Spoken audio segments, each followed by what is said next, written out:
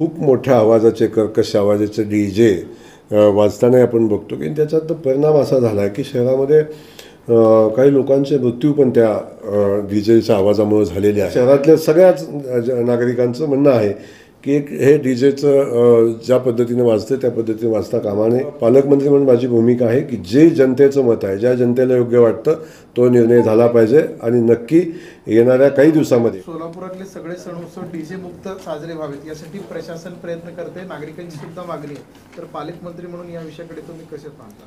नाही, एक विषय नक्की आहे की सोलापूर शहर हे एक सामाजिक संस्कृतीचं शहर आहे.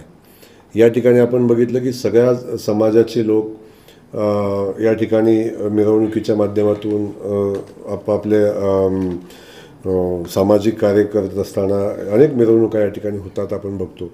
आणि त्यात खूप मोठ्या आवाजाचे कर्कश आवाजाचे डीजे वाजताना आपण बघतो की त्याच्यात परिणाम असा झाला आहे की शहरामध्ये काही लोकांचे मृत्यू पण त्या डीजेच्या आवाजामुळे झालेले आहेत. आणि वस्तुस्थिती काही लोकांच्यावर खूप मोठा त्यांच्या आवाजाचा परिणाम त्यांच्या श्रवण यंत्रणेवर पण झालेला आहे. अशी खूप लोकं आहेत. आणि या समाजातल्या आपण बघतो कॉमन माणूस असेल, डॉक्टर्स असतील, वकील्स असतील किंवा या शहरातल्या सगळ्याच नागरिकांचं म्हणणं आहे की हे डीजेचं ज्या पद्धतीने वाजतं त्या पद्धतीने वाजता कामा नये आणि डीजेला काहीतरी पर्याय व्यवस्था या ठिकाणी करावी अशा पद्धतीची मागणी होताना दिसते.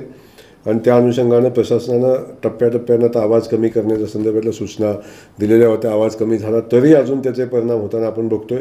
त्यामुळं पालकमंत्री म्हणून माझी भूमिका आहे की जे जनतेचं मत आहे, ज्या जनतेला योग्य वाटतं तो निर्णय झाला पाहिजे आणि नक्की येणाऱ्या काही दिवसामध्ये प्रशासन तो निर्णय घेईल आणि जनतेला त्रास होणार नाही याची काळजी आपण घेऊ.